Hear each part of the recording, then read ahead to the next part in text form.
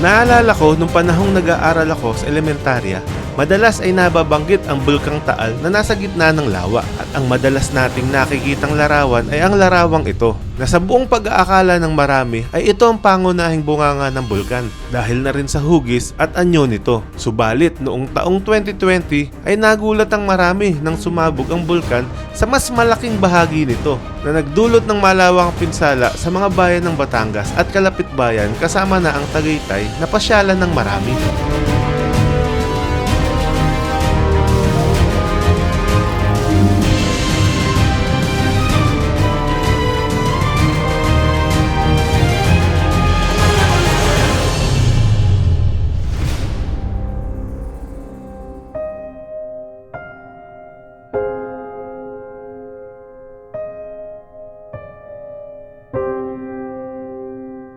Isa pang trahedya na nangyari sa paligid ng lawa nang humagupit ang dalawang bagyo na si Christine at Pepito.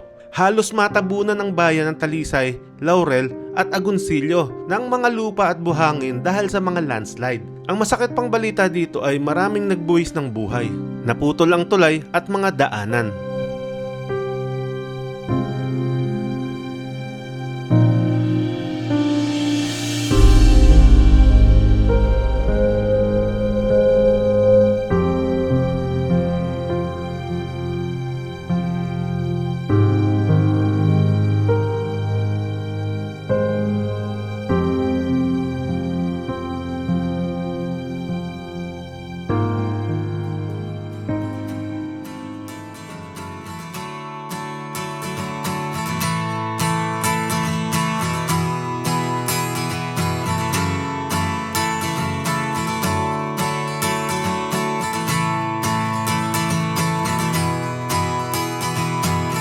Makalipas ang ilang buwan ay muli tayong bumalik sa tabi ng lawa at nag-camp, tumambay at pinagmasdan ang ganda ng paligid. At ngayong araw ay papasyalan naman natin ang mga bayan ng Talisay, Laurel at Agoncillo para alamin ang estado nito makalipas ang ilang buwan.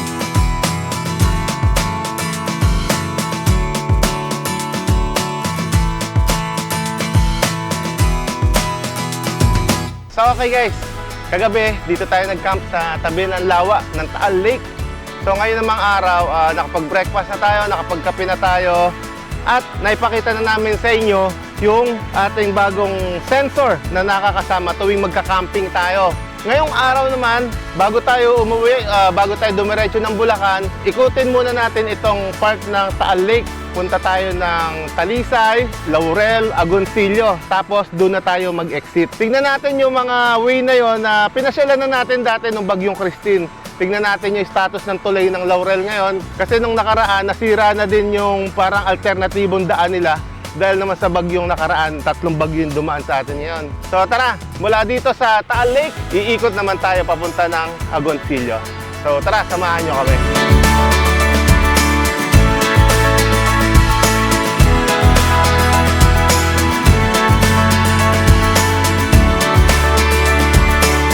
Ganda rin ang vibes dito sa Talisay, no? Talisay, Batangas. Probinsya vibes, tapos tignan mo kasi yung background ng bayan nila. Bundok ng Tagaytay. Tignan nyo yung Tagaytay yun sa taas, oh. Sobrang taas pala niya. Kaya nung bumagyo dati na bagyong Christine saka Pepito, lahat halos ng tubig nila dyan sa Tagaytay dito bumagsak sa Talisay. Partikular dyan sa may Sampaloc. Ito na yun guys, ito yung barangay Sampaloc. Ito sa kanan natin, dyan manggagaling yung from Tagaytay. Itong lugar na to, itong eskwelahan na to at itong mga lugar na to, yan yung punong-puno ng buhangin dati nung bagyong Pepito at Christine.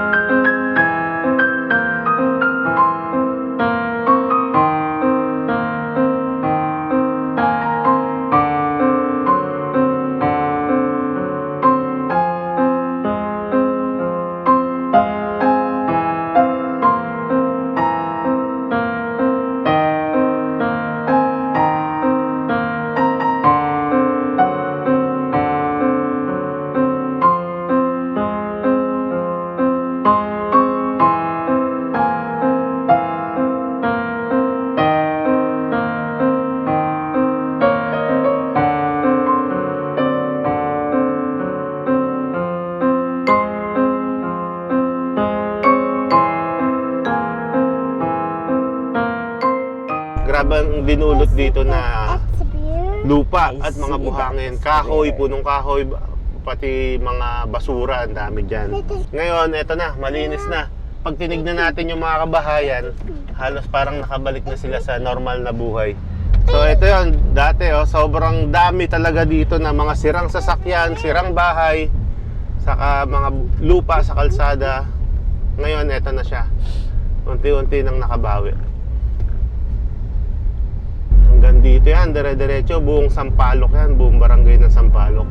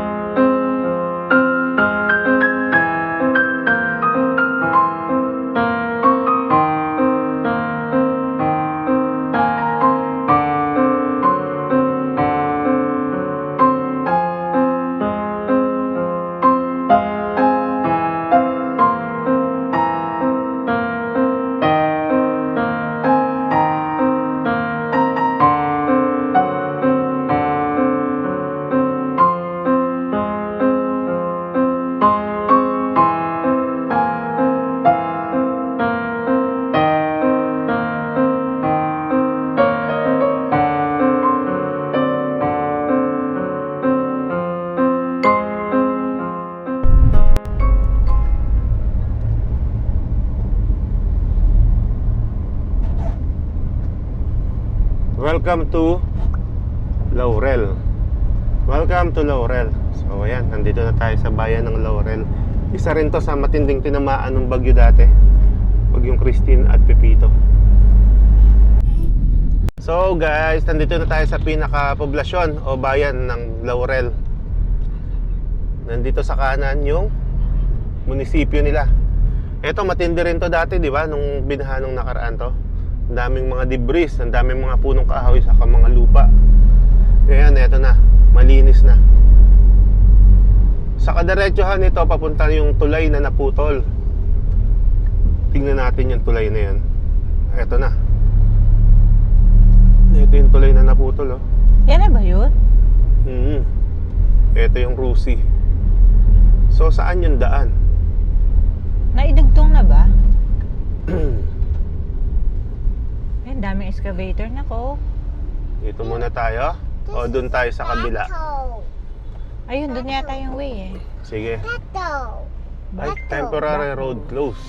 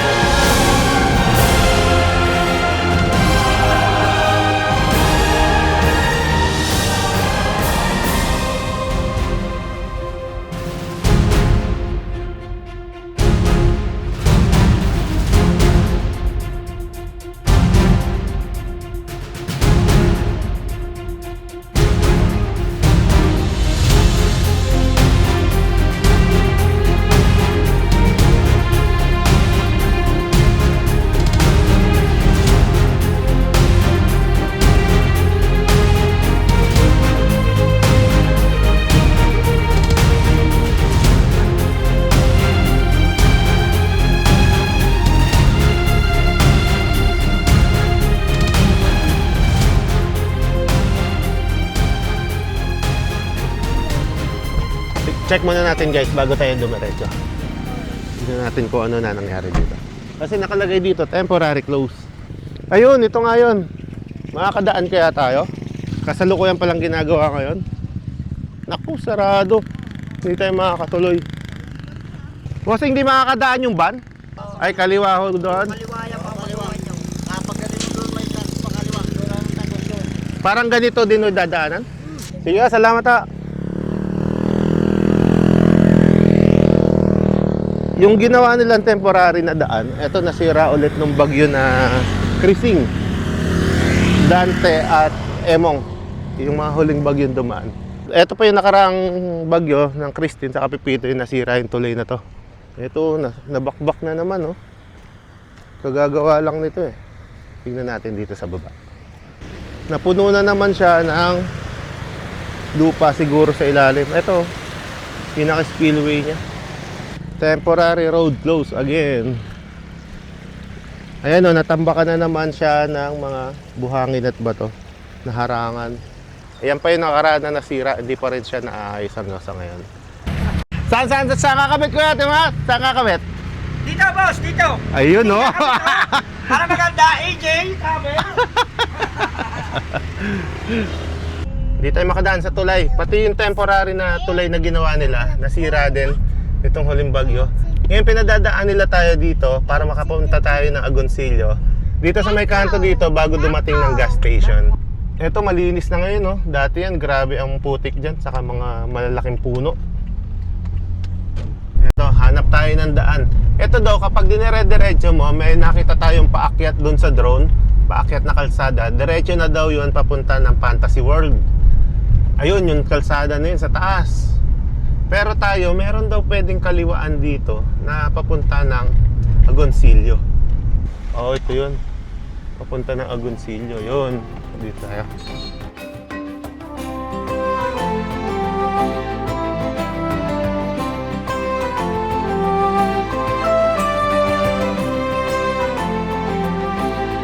Ganda naman ng vibes dito sa dinadaanan natin ngayon sa Laurel.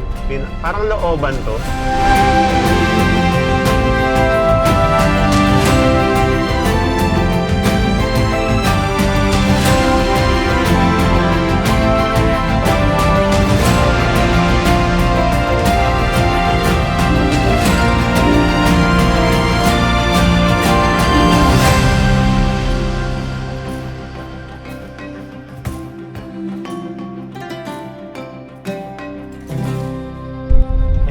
Nandito na tayo sa highway ulit kung saan yung karugtong nung naputol na kalsada kanina dun sa may tulay.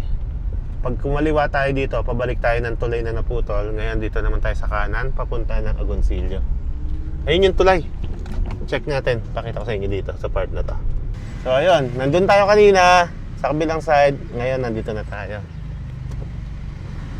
Yun pala yung alternate route. Malapit lang. Eh, ba dito, motor pwede? Ito, motor pwede kasi may nasirang part doon. Yung kalahati. Ngayon, hindi nila pinadadaanan. Baka kasi lumubog. Kailangan muna nilang i-repair. Itong part na to ng Laurel, hindi natin to napasok nung nagpunta tayo dito ng Bagyong Pipito at Christine.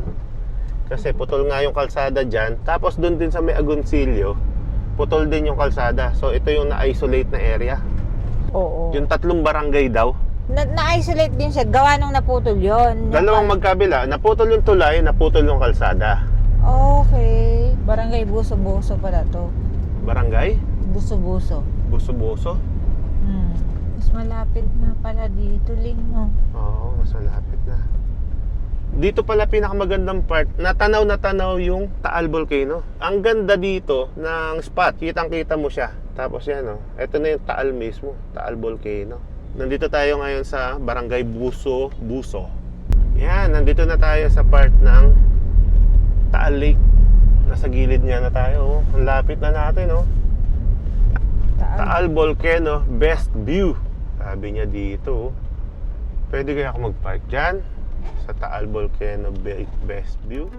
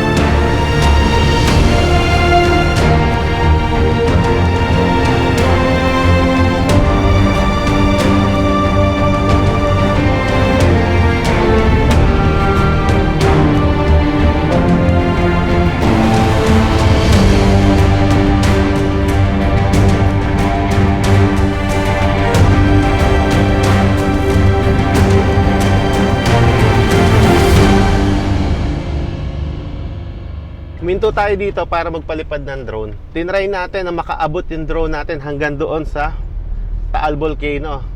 At nakita naman natin yung crater niya. May tubig. Tas yung itaas niya parang drawing. Pag titignan mo, parang hindi siya totoo sa video. Pero yan na talaga yun. Para siyang dinrawing lang.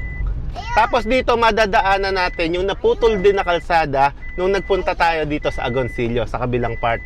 Ito yung relocation center, no? Ayan, no? May mga tent pa na nakalagay. Bakit may nakarelocate pa hanggang sa ngayon, ano? Tira, oh. Ano kaya to? Ah, hindi. Yung buhangin, hindi. Nasira nga. Ayan, oh. Yung tulay dito, may tulay eh. Nasira yung tulay. Ayan, papunta ng lawa. Ang agos. Papuntang lawa, oo.